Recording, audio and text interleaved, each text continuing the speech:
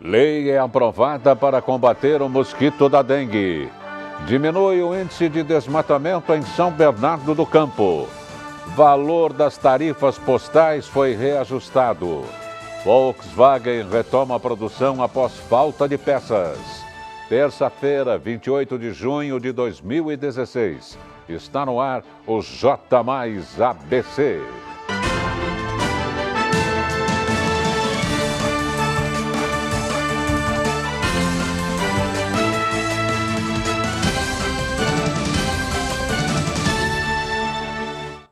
Muito boa noite. O presidente em exercício, Michel Temer, sancionou hoje a lei que determina medidas de combate ao Aedes aegypti, mosquito que transmite doenças como zika, dengue e chikungunya. A lei de número 13.301 vai autorizar a entrada forçada em imóveis para a eliminação de focos do mosquito e determina também a criação do Programa Nacional de Apoio ao Combate às Doenças Transmitidas pelo Aedes, o PRONAEDES, para financiamento de projetos de combate à proliferação do mosquito.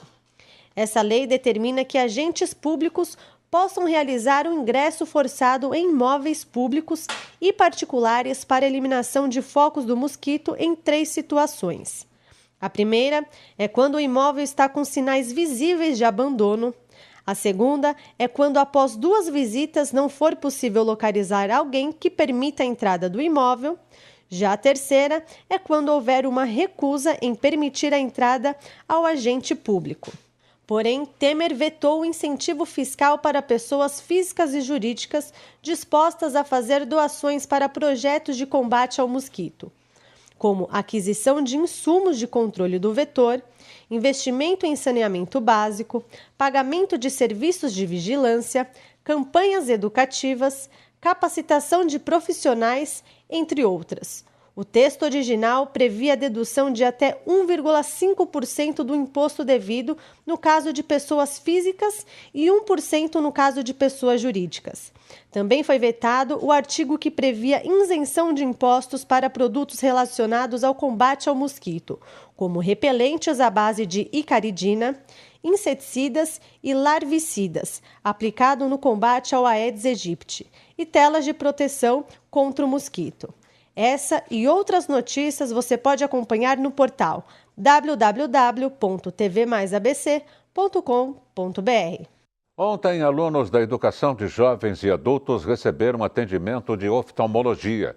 A ação chegou aos adultos este ano graças a uma parceria firmada entre a Secretaria de Educação, de Saúde e o Lions Clube Santo André Centro, onde os professores conversam sobre as dificuldades de visão destes alunos, encaminhando posteriormente para o programa. Esse projeto também acontece com alunos do Movimento de Alfabetização de Adultos, o MOVA. Após a avaliação, os casos mais sérios serão encaminhados para tratamento especializado na rede municipal de saúde. Índices de desmatamento caem na cidade de São Bernardo. O desmatamento registrado pela fiscalização de São Bernardo do Campo caiu 44,52%. Entre 2014 e 2015, a queda foi de 146 casos para 81. O descarte irregular também registrou queda, indo de 70 para 27 casos em 2014. Em 2015, a redução foi de 61,43%. Equipes fazem ações mensais, no qual se verifica a documentação e as atividades de caminhões. Com isso, a autuação de veículos por situação irregular foi de 1.160 em 2014 para 735 em 2015, uma retração de 36,72%. Para a Secretaria de Gestão Ambiental, a diminuição nos índices se deve à intensidade do monitoramento de técnicos da pasta, em conjunto com a Guarda Ambiental. A mudança na legislação do município também contribuiu para o resultado. Qualquer denúncia por crime ambiental em São Bernardo pode ser denunciado nos telefones 0800 7708 156 ou 4101 6807. Com imagens de Hector Alves, André Janocari para o J mais ABC. A região amanheceu com névoa nesta terça-feira, mas no decorrer do dia o sol apareceu. Veja como vai ficar o tempo na quarta-feira.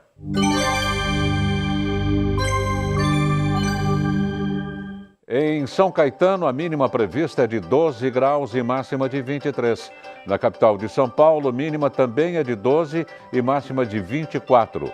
No Guarujá, cidade litorânea, o tempo fica entre 15 de mínima e 25 graus de máxima. Já em São Carlos, a previsão é de 11 graus de mínima e 25 graus de máxima. Para todas as cidades, o dia vai começar com nevoeiro, mas o sol aparece no decorrer da manhã e não vai chover. A paróquia São Caetano, no bairro Fundação, em São Caetano do Sul, está totalmente reformada. Foram 12 meses de trabalho para devolver ao local suas características originais. Foram revitalizados o telhado, a parte elétrica e hidráulica, além da imagem de São Caetano, que agora adorna o pátio lateral da igreja no centro do jardim. A capela foi inaugurada no século XVIII e, em 1965, ela se tornou um monumento histórico da cidade de responsabilidade da prefeitura. Uma missa especial marcou a nova fase da Capela São Caetano, onde a presença dos fiéis foi maciça. Veja a seguir. Foi reajustado o valor das tarifas postais. Montadora de São Bernardo retoma a produção. E no próximo bloco, veja como fechou o dólar nesta terça-feira. O J mais ABC volta em instantes.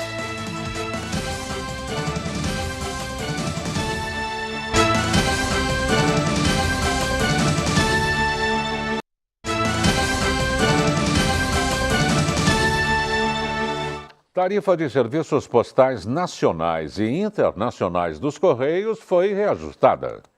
A partir de hoje, as tarifas dos Correios teve reajuste médio de 10,7%.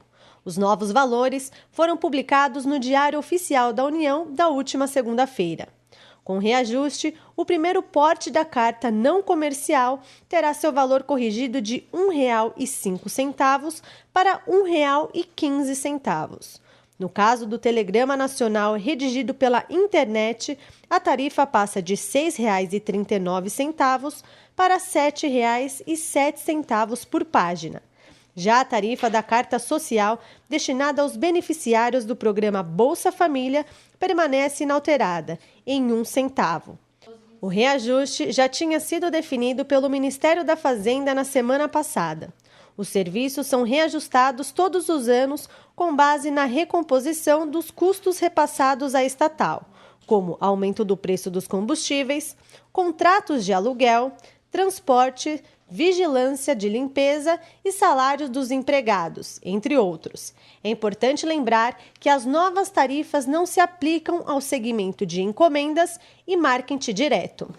As inscrições para o 4º Prêmio Sul São Caetanense de Excelência em Gestão foram prorrogadas até o dia 25 de julho. Promovido pela Secretaria de Desenvolvimento Econômico e Relações do Trabalho de São Caetano do Sul, em parceria com o Serviço Brasileiro de Apoio às Micro e Pequenas Empresas de São Paulo, SEBRAE-SP, essa premiação será em diversas categorias, como Melhor Colocado Geral, Melhor Microempreendedor Individual, Compromisso, Contador Destaque, Comércio, Indústria e Serviços. Com o evento, a Prefeitura estimula as micros e pequenas empresas a aperfeiçoarem suas atividades, tornando-as mais competitivas e potencializando sua longevidade pelo modelo de excelência de gestão da Fundação Nacional da Qualidade, sendo que o questionário aplicado pelo SEBRAE para a empresa participar do prêmio analisa 8 critérios de avaliação, que são liderança, estratégia e planos, clientes, sociedade, informações e conhecimento, pessoas, processos e resultados. Para participar, é só acessar o site www.investesaocaetano.com.br. Para mais informações, é só ligar no 11 4227 7669. Montadora de São Bernardo retoma a produção após falta de bancos na montagem. A unidade da montadora Volkswagen do Brasil, que fica em São Bernardo do Campo, retomou as atividades após uma semana de paralisação. O motivo? Falta de estofados nos carros. A empresa Keiper Tecnologia de Assentos Automotivos, pertencente à multinacional Prevent, cessou o fornecimento de bancos. O mesmo problema já ocorreu em março e em maio do ano passado, quando a produção parou por 56 dias. A pausa forçada fez com que 35 mil veículos deixassem de ser montados. Em maio deste ano, a Keiper deixou de fornecer o componente mais uma vez e foi acionada judicialmente pela Volkswagen, que, por meio de liminar, obrigou a empresa a entregar o material sob pena de multa no valor de R$ 500 mil ao dia. Mesmo com a retomada no fornecimento, a Volkswagen informou que a quantidade de peças recebidas ainda é insuficiente para suprir toda a demanda da companhia. O dólar comercial quebrou uma sequência de 2 altas e fechou esta terça-feira em queda. Vamos aos números do mercado financeiro. Confirmando, o dólar encerrou em queda de 2,61%, vendido a R$ 3,30. O euro fechou o dia em desvalorização de 2,06%, cotado a R$ 3,66. E a Bovespa terminou em alta de 1,55%. A redução na taxa de inflação acendeu uma luz verde para os empresários brasileiros. Isso caracteriza uma perspectiva na melhoria no cenário econômico, com ganhos positivos em empregabilidade e aquecimento do nível de atividade. O Índice Nacional de Preços ao Consumidor Amplo, divulgado pelo Instituto Brasileiro de Geografia e Estatística, o IBGE, encolheu 0,4%. É a menor taxa desde junho de 2013. Segundo o especialista, o dado diminui a expectativa da inflação para 8,98% nos últimos 12 meses. A avaliação do nível de inflação foi mensurada analisando os grandes capitais e a faixa com renda familiar de até 40 salários mínimos. No entanto, isso não significa que já é possível assegurar uma reversão total do quadro negativo, já que o fator político colabora para uma situação negativa. A meta inflacionária do Banco Central, de 4,5%, com viés de 2% para cima ou para baixo, ainda está distante, mas já se verificam melhoras. Ontem, o deputado estadual Orlando Morando, do PSDB, recebeu o apoio formal à sua pré-candidatura de sindicatos da região. Morando pretende entrar no páreo pela Prefeitura de São Bernardo. Para os sindicalistas, o tucano é capaz de retomar o emprego e o desenvolvimento da cidade. E no próximo bloco, Marcos Bonechini traz as últimas notícias do futebol.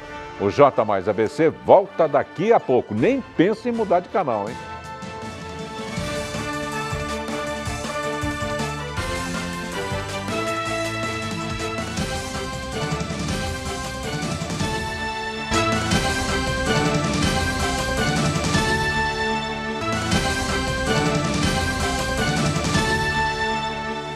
E vamos direto para o nosso link mais com a repórter Roberta Rossi, que traz as últimas notícias do trânsito.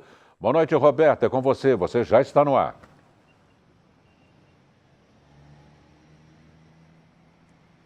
Boa noite, Darcio, e a todos que estão assistindo o J mais ABC desta terça-feira. E eu trago aqui, nós estamos falando diretamente do viaduto da OAB no centro de Santo André. E olha, Darcio, as informações que eu trago hoje, o assunto que eu vou falar é um pouquinho delicado. Segundo a informação levantada aí pelo Infociga, que é o Centro de Informações Gerenciais de Acidentes de Trânsito do Estado de São Paulo, os acidentes de trânsito são responsáveis por matar uma pessoa a cada 2 dias no Grande ABC. Somente entre janeiro a maio deste ano, houve 89 óbitos no sistema viário da região. E embora o número de mortes tenha apresentado queda de 11,88% em relação ao mesmo período do ano passado, quando foram registrados 101 óbitos. Ainda é bem assustador esses números, viu? E conforme ainda o levantamento, os pedestres e motociclistas continuam a ser os mais vulneráveis no sistema viário. Das 89 vítimas fatais registradas na região neste ano, 34 eram motoqueiros e 32 pedestres. E ainda de acordo com os dados do Infociga, os atropelamentos lideraram aí o ranking de ocorrências no Grande ABC. Nos 5 primeiros meses, foram 35 chamados do tipo, seguido por colisão com 27 casos. Ontem, nós mostramos no J Mais ABC uma tragédia que aconteceu aí na madrugada do último sábado no centro de São Bernardo do Campo, quando o motorista de 21 anos, Sérgio Magri, se chocou contra um carro da companhia de trânsito da cidade. As prefeituras da região já vêm investindo na implantação de algumas ações educativas, como, por exemplo, aí a campanha Travessia Segura, né? Mas ainda não chega a ser suficiente para acabar com esses acidentes que vêm ocorrendo aqui na região. E para mudar um pouquinho de assunto, eu vou falar da previsão do tempo. Os termômetros marcam neste momento 18 graus aqui na região, né? Mas a sensação sempre é um pouquinho menor, Darcio, porque nessa época do ano, como o inverno já chegou no último dia 21, a sensação é um pouquinho menor. Parece que aqui já está uns 15 graus, né? Darcio, eu fico por aqui, Roberta Rossi, para o J Mais ABC. Obrigado, Roberta. O taxista Marcos Antônio, de 52 anos, está desaparecido desde a última quinta-feira. O último contato que o motorista teve com a família foi no mesmo dia do desaparecimento, à 1h da tarde. Ainda na quinta, por volta das 4h da tarde, o veículo de Marcos Antônio foi encontrado abandonado na Vila São Pedro, em São Bernardo. A família já procurou em hospitais, IMLs e delegacias da região, mas até agora nenhuma notícia, infelizmente. Marcos vestia calça jeans, tênis e uma camisa branca com listras no dia em que desapareceu. O caso foi registrado no 1º Distrito Policial de São Bernardo, mas é investigado pelo 6º DP no Baeta Neves. Quem tiver informações sobre o paradeiro do taxista pode ligar no 190 ou na delegacia 11 41 23 2490. E vamos às principais notícias do futebol no nosso Giro Esportivo.